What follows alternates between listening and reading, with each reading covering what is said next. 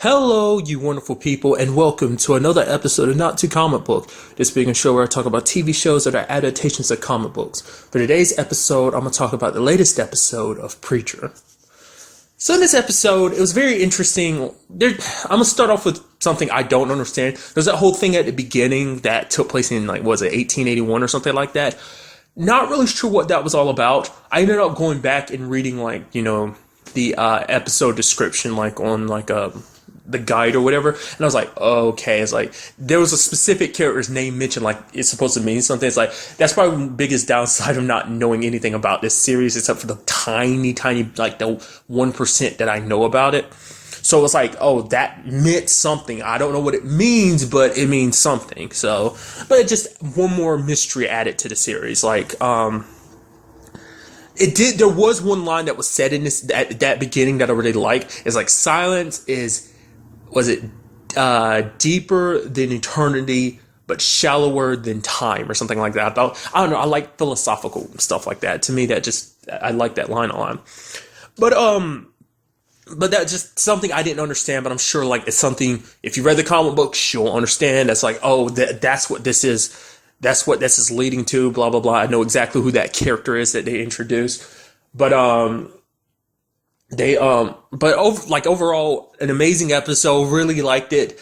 One thing of note, obviously I'm going to talk about multiple things, but one thing to note to me is Jesse's character is a lot different in this episode than he was in the first episode. First episode, he was just kind of not necessarily beaten down, but just kind of what's the point type of preacher. Just like, I can't do anything, I'm not doing a good enough job to help these people. But it's like in this episode, he's full of energy, he's baptizing people. It's just a lot of people are showing up, a lot of people are communicating. It's just he's a way different preacher in this episode than he was in this. It makes you what exactly sparked it? Was it whatever entered him, whatever that thing is? Like I said, I kind of spoiled it already what that is. But even then, even with what I spoiled last time, it's even then, that's still not 100% understanding of what it's doing here and what its purpose is, why it exists, how it ended up existing. I mean, granted, I know how it existed on a technical level, but why it existed,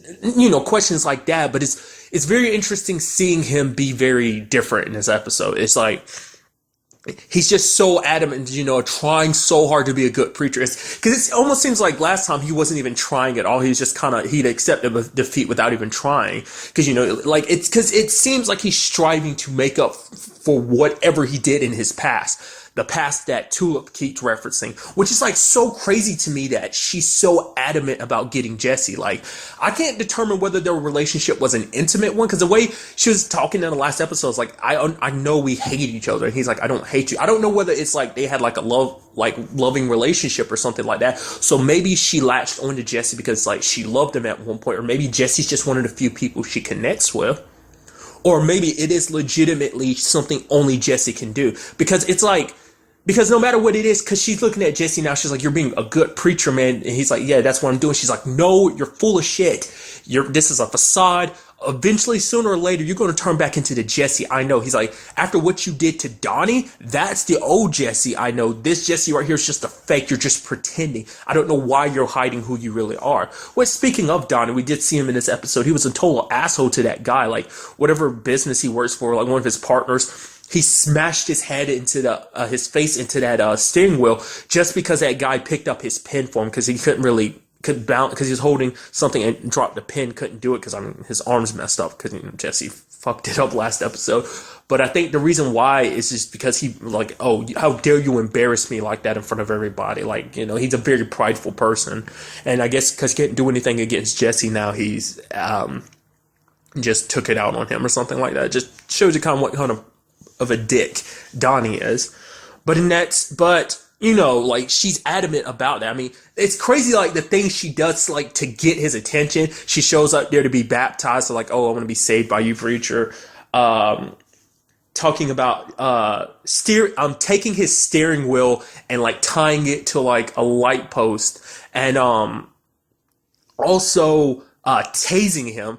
Basically putting a, baby seat out in the middle of the road, and he's kind of wait, what? And he tasers him, and it's then chaining him up, quote unquote, chaining him up because he wasn't chained up, but knocking him out, putting him in a chair, making him think he's chained up, and came in with a mask on, but like, he's like, just let me go. It's just like, oh, you used to be into this role playing. So, which makes me think their relationship was much more than just like partners, and partners in a more, intimate sense. But I'm very curious to find out what their past is. What is it that Jesse is running from so hard from his past? Like, he's trying so hard to change, trying to be a good preacher.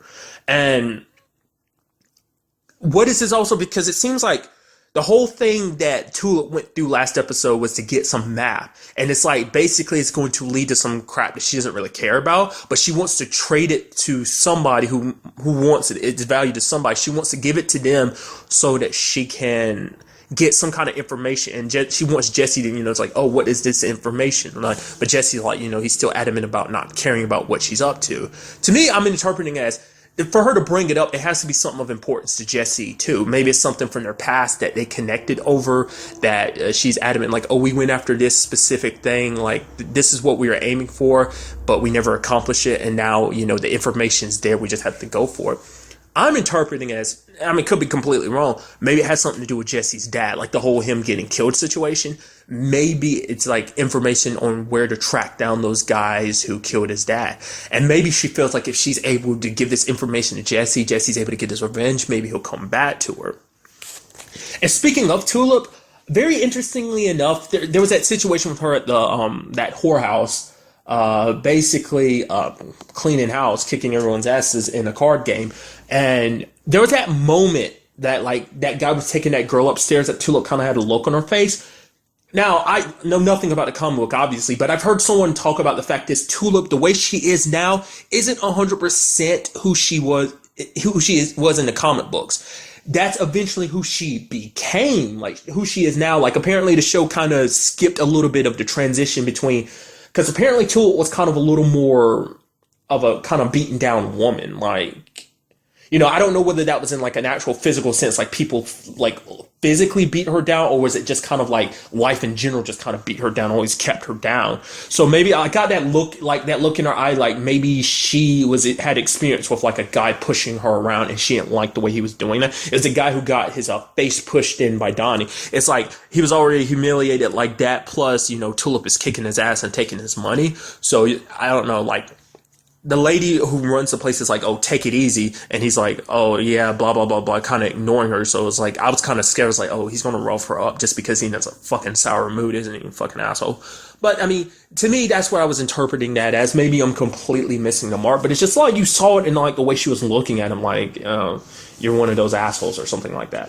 Maybe not. And she also brought up a story about her uncle, because her uncle is sick, and she's basically was asked like, "Oh, how's your uncle doing?" She's like, I don't know. He spends most of the time drunk. And the guy kind of laughs, and she's like, "Oh, you think it's funny?" Like, the fact of the matter is, there was a time when he ended up running over. Was it at a zoo or something? Ended up running over 2 children, and I forgot what the animal was. Was it a sheep? It was something. And then she was like, and then she laughed. She goes, "Hey, I'm just kidding." But it was funny though, right? So I don't know whether that was her being serious or not, or was that just her being like, yeah, it's nice to laugh at unfortunate situations, isn't it? But I'm very curious to find out more about Tulip. Just like, I'm curious to find out what her whole deal is, what her deal is with Jesse, what their whole deal, like, what Jesse's deal is, like, because, like, we get the impression that only reason why he came back is not just for his dad. It spent all this time away and he's only coming back now. I can only interpret it as he's running away from who he used to be. Because that's something he really just... And it kind of comes up in this episode because him and Eugene kind of get talking, because Eugene's like, he wants to change, but he feels like, what if God made me the way I am? Like, there's no kind of going about changing that. Like, because it's kind of, because Jesse kind of compares to him, because like Jesse wants to change. That's the reason why he became a preacher, not just for his dad, but for himself, because he wants to change who he is. Which, now speaking of Eugene, we found out about his situation. It's very unfortunate. I did like the obvious, like, because Cassidy's fucking blunt. He saw Eugene for the first time. He's like, holy, what the fuck? And he's just like, he's like, oh, I'm sorry. He's like, no, it's okay. Like, literally everyone kind of has that reaction the first time. But sadly, ended up finding out what Eugene's situation is. Apparently, it was a failed suicide attempt. Because I was thinking like, oh, maybe like a chemical, maybe it was like a birth defect. Maybe it was like a something to deal with chemicals or whatever. It's like, no, he tried to kill himself with a shotgun and survived. And last episode we saw, it was just like kids like messing with him. It even seems like adults are kind of assholes to him, because his dad was like, what was that? Say it again. And he's like, no, Dad, just let it go.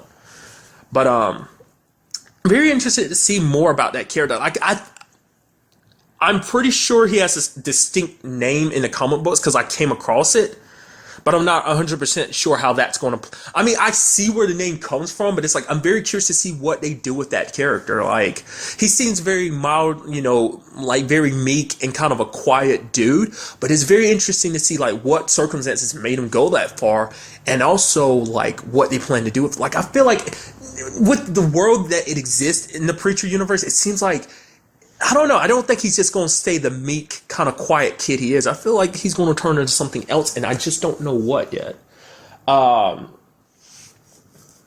that was another thing I kind of, going back to it, is Cassidy and Jesse bonding. That was kind of weird, because the lady, like I said, isn't she the mayor? I thought she was the mayor. Maybe she's not. But the lady that obviously has a thing for Jesse, and she was just like, oh, you got to get rid of Cassidy. He's not really doing anything. He promised to fix the AC. He didn't even do that. He's apparently stealing wine from us. And then later on, Cassidy was like, no, I was going to pay for that, because he was joking with her. He's like, I need an advance in my money. I have no money. I'm running low on drugs. And she walks away. He's like, it was a joke. It's a joke. Why you got to be like that?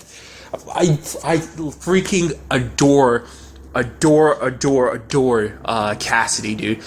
But one, also because it's, Joseph Gilgan, because Rudy hands down was like one of my favorite characters from Misfits. That's what, like, he's such a funny dude. Like, he plays funny characters well. Like, those are the only two characters I've ever really seen him play, and I love both of them. Like, hands down, love them. So, and I'm quite interested to see what they do with Cassie. But I found it so interesting that they bonded so well. It did lead to some interesting conversations when they're having drinks, because like Cassie's like, what the hell are you doing? You're a badass. You learn how to, like, what you did to that dude. You broke his arm and everything. Because like Jesse's kind of like, quiet, it's okay. And then Cassie's like, no, fuck quiet. Quiet is boring. Like, quiet is the worst thing that life could be.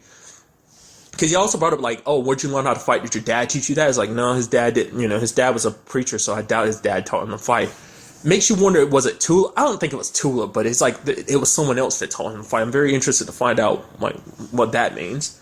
But, they were kind of getting a little bit of a serious conversation, but then they kind of just laughed it off and everything. But, hands down, favorite part of the episode is that freaking showdown in the church.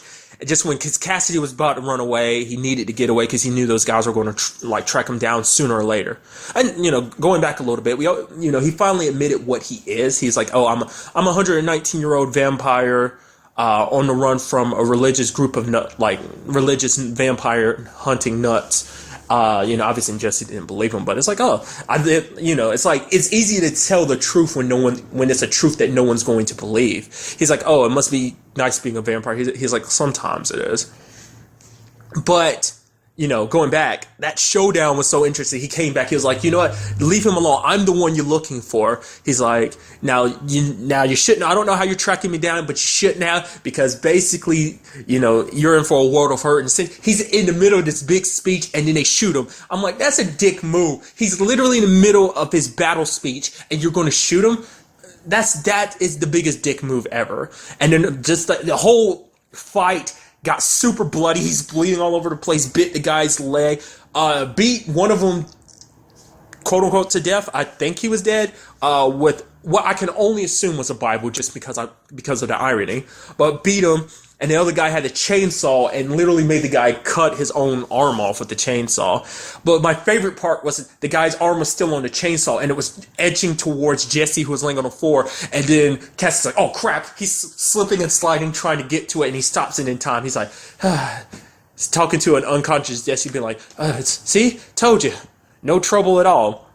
And then he sees the mess everywhere. He's just like, crap, like, what do I do? So the trunk is there, so he starts, obviously cuts up the bodies, puts them in there, mops up the place. So, all right, let me go deal with this. And he's like, mother effer, I don't know why I censored myself right there. I've been cussing the entire time. But he's like, son of a bitch, the sun is coming. I was like, okay. Like, I wonder what he did. Jesse was still unconscious that whole time and no one had come into the church at that point. So I'm guessing he hid it, all that, somewhere else in the church. Because the lady did come there. She's like, it smells like something died in here. And Jesse's like, oh, I thought it was the casserole. But, which led to an interesting thing at the end where we see those two guys talking to the sheriff, and he's just like, oh, I want to know what your deal is. They're like, yeah, we're with the government. But at the same time, we saw Cassidy bearing the trunk.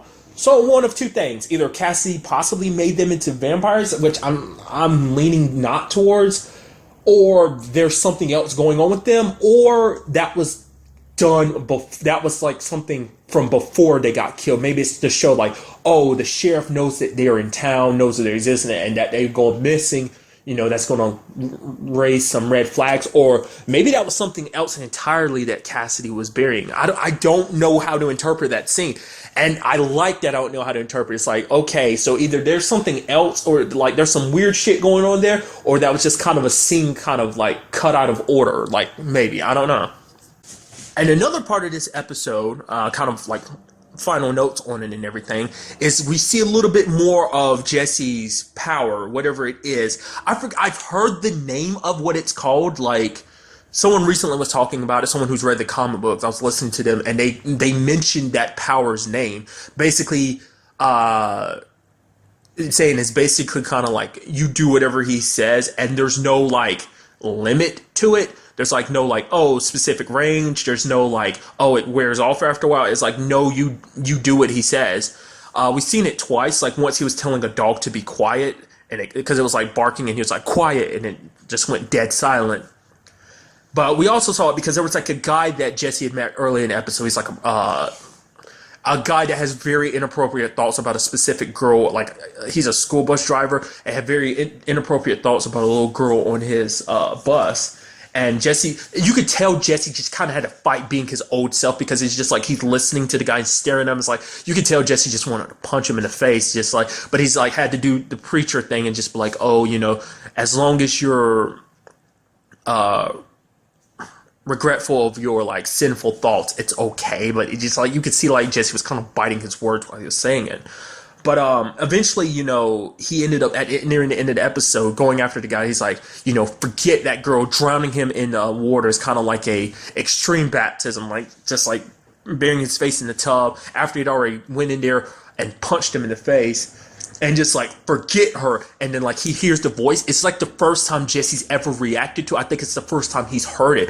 And at that moment, it scared the crap out of him. He backed away. He's like, I told you to forget about her. He's like, forget about who? So it did work. So this is like Jesse's first time really becoming fully aware of what he's capable of now. And it scared him a little bit, because I think this is the first time he actually heard it. Whatever the thing is inside of him. Like I said, I love that I keep referring to that, even though I do know its name and stuff like that. But still, nevertheless. And he tries it again on that girl who I can only assume she has like her skull is a little caved in. I can only assume it's from like maybe a horse riding accident, or maybe it's something else, because her mom references her never riding horses again. So I'm thinking maybe that was the case. But that kind of led to an interesting conversation earlier in the episode. Like he was saying all these things to her, and she was like, oh, those are beautiful words, preacher, but that's all they'll ever be, words. The casserole you brought has more value than your words, because at least when you're gone, this casserole can feed my dog. At least it'll have some use. Like, whereas your words, they mean nothing. Which is like, considering her circumstances, it's kind of like, I get it. Like, that's a little hurtful, but at the same time, it's like, she's a mom that's in pain. Seeing her little girl in that situation is kind of like, yeah, like any person would react in that way. But it was very interesting that basically Jesse wants to try something. He's like, he grabs onto her hand and he kind of uses his power and tells her, open your eyes. And that's kind of the end of the episode. So I'm very curious to see, like, how will that work? Like, even if he uses that, because basically whoever he does that to has to do what he says. So it's like, but in her circumstances, like, how will that work? I'm very curious. Really like this series. I'm very intrigued to find out more, get some of the answers to some of the questions I'm asking, as well as like, just see where we go from here. Like I said, I know nothing about this series, and it makes it very interesting because I'm okay with that. I'm fine with being 100% blind. I'll go back and be like, okay, like once the series has run its course, and be like, okay, now let's see some comparisons between the show and the comic book. From what I've heard so far, at least with the first episode, it seems like it's very true to the comic book. There's some more minor stuff that was kind of cut around and excluded, but a lot of the major stuff was still kept in order. So very, very interested to see where it goes. Very good episode. Can't wait to the next one. But that's really all I want to talk about in this episode. Till the next time we meet, be happy, be safe, live life to the fullest, and enjoy it. Good day and goodbye.